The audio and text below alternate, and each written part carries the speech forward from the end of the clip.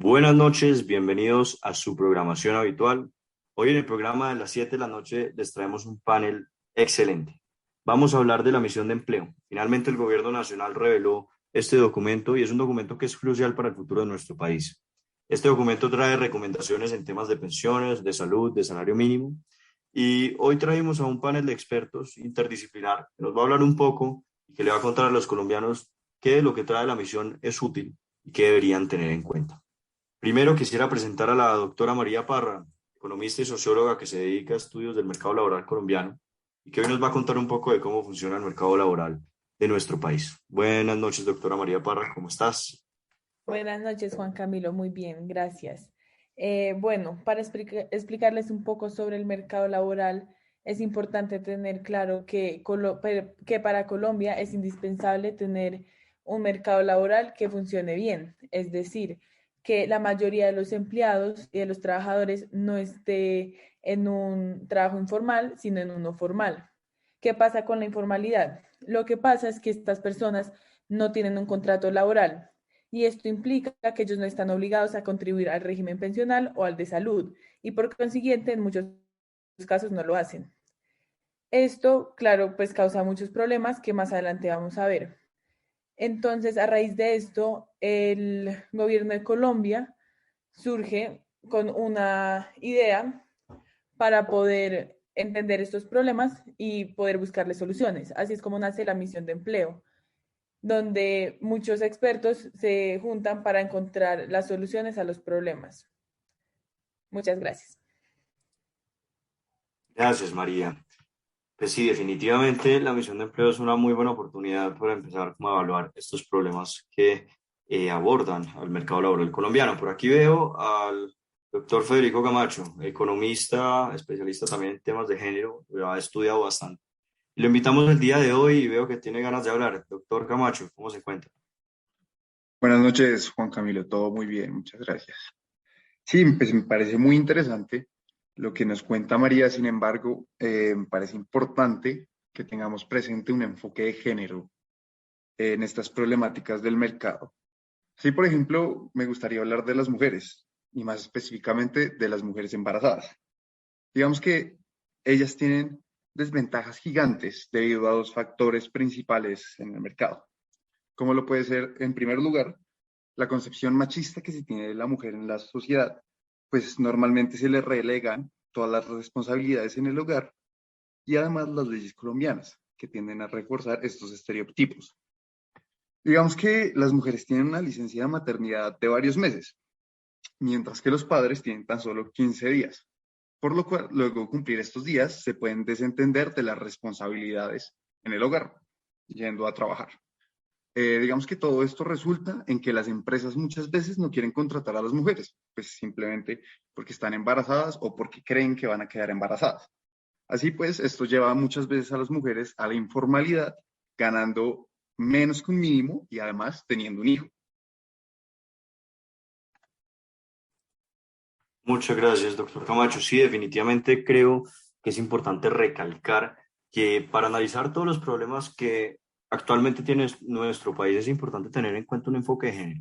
Y esto parte de la base de que nosotros como sociedad reconocemos que las mujeres sufren de manera diferente los problemas y parte de, digamos, este machismo estructural que aborda a nuestra sociedad hace que lo sufran en una dimensión mucho mayor. Entonces, por eso es importante para poder obtener soluciones eficientes a las problemáticas.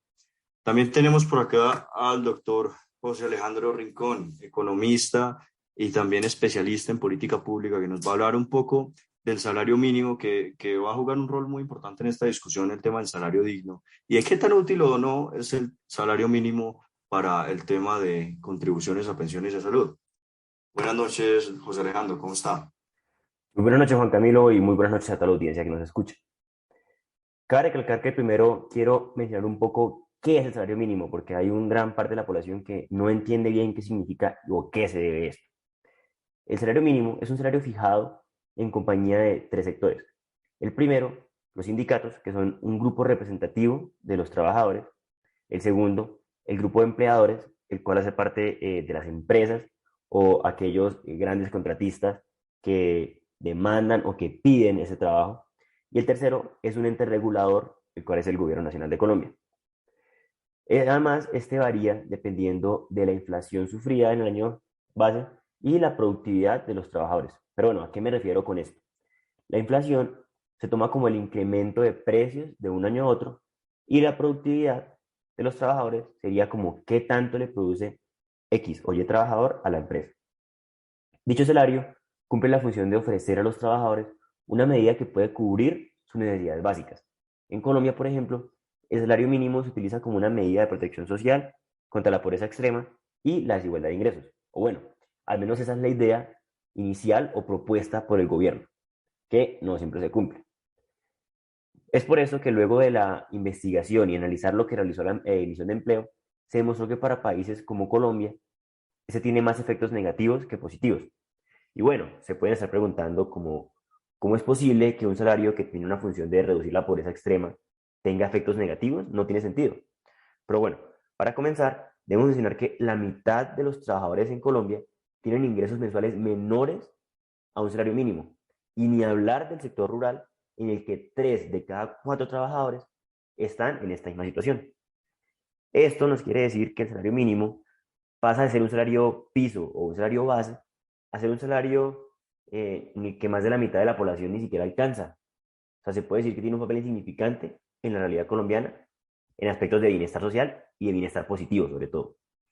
Por otro lado, dado que el salario mínimo se utiliza como un umbral o punto de partida para acceder a beneficios de protección social, como lo es la pensión o la salud, significa que dejan sin pensión a un gran grupo de los trabajadores colombianos, en especial aquellos que tienen demasiados ingresos muy bajos. Eso se debe un poco a la inestabilidad del mercado colombiano, ya que tengamos en cuenta que no durante toda su vida laboral los trabajadores tienen un ingreso igual o mayor al salario mínimo, por lo cual no alcanzan o a cumplir el tiempo en el que cotizan para pensión o a pagar los beneficios de la salud privada. A partir de esos beneficios negativos, de esos efectos negativos, es que la misión de empleo propone dejar a un lado el salario mínimo y que se deje de tomar como una medida para cotizar pensión y demás pagos de seguridad social. Y eso se hace con el fin de que las empresas puedan contratar más personal y así generar riqueza de manera conjunta.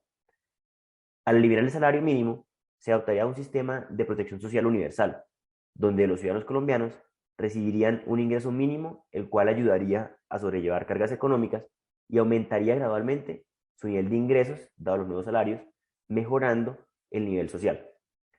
Acá toca mandarle un enfoque o un aviso a aquellos grupos minoritarios que toman las decisiones del salario mínimo, para que sean conscientes que no por su punto privilegiado, en el cual un aumento en el salario mínimo les aumenta a ellos sus ingresos, sino que también tienen que pensar un poco en aquel grupo que no alcanza el salario mínimo a su productividad y que más bien con el aumento del salario se ven perjudicados, ya que cada vez ves más lejos la opción de obtener un salario digno. Muchas gracias, José Alejandro. Sí, definitivamente el tema del salario mínimo es un tema complicado y creo que su explicación es bastante ilustradora para nuestra audiencia sobre cuáles pueden ser quizás los efectos negativos de un incremento del salario mínimo. Es algo que no percibimos tan fácil. También tenemos el día de hoy al señor Leonel Puerto. El señor Leonel Puerto es un economista que hizo parte de la misión de empleo. Nos va a venir a hablar un poco sobre el tema de protección social dentro de la misión. Buenas noches, Leonel Puerto, ¿cómo se encuentra? Buenas noches para todos. Muy bien, gracias. Voy a hablar un poco de protección social en esta misión de empleo, ¿no? Em, Nuestra área trabaja en fortalecer la inclusión social y mejorar la calidad de los empleos en Colombia. Pero bueno, esto siempre se ha intentado. ¿Qué proponemos? ¿Qué novedoso tenemos como mecanismo para mejorar estas cosas? Lo que proponemos es una cobertura universal de protección social. Pero bueno, o sea, ¿cómo podemos llegar a esto? Eh, ¿Qué vamos a hacer diferente? Pues el principal mecanismo que tenemos en la propuesta es no cargar toda la empresa. Esto lleva muchísimos años y no muestra ningún resultado, solo muestra un atraso y deficiencia económica. Entonces lo que proponemos es una división en aportes entre la empresa y el Estado, en donde la empresa únicamente contribuya a lo que tenga que ver con riesgos en labor y el Estado eh, específicamente solo en salud y pensión. ¿El Estado cómo va a recaudar esto? Eh, Mediante un recaudo progresivo o impuestos progresivos. ¿Y todo esto para qué o qué ventajas tendríamos con este nuevo plan de cobertura universal? Se puede resumir en dos ventajas. En una eficiencia, en satisfacer los derechos eh, y, y beneficios en salud y pensión, dado que a lo largo de la vida de las personas hay un paso continuo entre el sistema contributivo y subsidiado. Y la segunda ventaja es que se puede ver como un salvavidas para todos aquellos que no pueden entrar al mundo formal. Posteriormente se va a andar en estos dos beneficios. Bueno, muchísimas gracias, doctor Leonel Puerto. Creo que definitivamente hay un tema que todos ustedes han tocado de forma por lo menos tangencial, y es el tema de la salud y la pensión. Y creo que es importante referirnos un poco a estos temas porque son temas de suma relevancia para los colombianos. Algo que propone la misión de empleo que creo que se debe destacar es expandir la cobertura de los derechos. La misión de empleo dice, vamos a expandirle los derechos a todos los trabajadores sin importar a qué se ocupen y cuánto tiempo, digamos, hayan dedicado al trabajo formal. Y en ese sentido también habla de reestructurar, por así, el sistema de financiamiento de la salud y de la pensión. Entonces voy a empezar un poco con la salud. Creo que en salud hay una cosa que se debe destacar y como lo destaca también la misión, es que la cobertura en salud en Colombia es bastante alta y que tenemos dos regímenes, el subsidiado y el contributivo, con iguales beneficios. El contributivo es el que pagamos nosotros los empleados y los empleadores, y el subsidiado es el que se paga a través de los impuestos. ¿Cuál es el problema de que estos tengan los mismos beneficios? Es un desincentivo a contribuir. Piénselo de la siguiente manera. Si una empresa se da cuenta que aunque no contribuya, su trabajador no va a perder el acceso a salud y va a tener los mismos beneficios, pues no va a contribuir. Lo mismo va a suceder con las personas que son ocupadas por cuenta propia y que digamos que no tienen la necesidad de contribuir. Es una cuestión meramente autónoma y si no lo hacen, pues dicen, ok, voy a tener igual los mismos beneficios. Entonces la propuesta en concreto es unifiquemos el financiamiento de la salud, sustituyamos al salario mínimo o a la nómina como la base para los aportes y empecemos a financiarlo a punta de los impuestos. Esto permite mejorar acceso y sobre todo permite reducir los costos de las empresas, lo que también va a contribuir con este objetivo de crecimiento empresarial y desarrollo económico. Por otro lado, en cuanto a las pensiones, creo que este es el tema más problemático que tenemos hoy en día y que tenemos que resolver con mayor urgencia. Colombia es el país de Latinoamérica con más regímenes pensionales, tiene 4.